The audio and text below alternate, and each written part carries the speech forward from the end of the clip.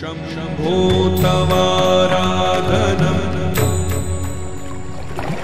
करचरणकृतं वा कायजं कर्मजं वा श्रवणनयनजं वा मानसं वा पराधं विहितं वा सर्वमेतत् क्षमस्व।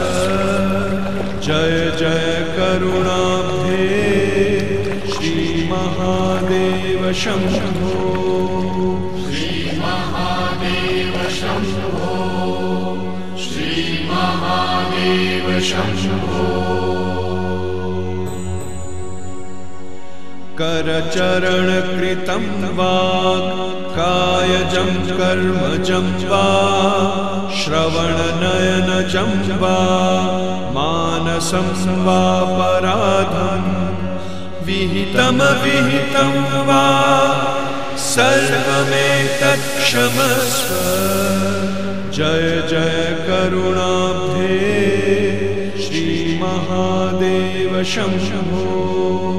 श्री महादेव शम्भो। श्री महादेव शम्भो।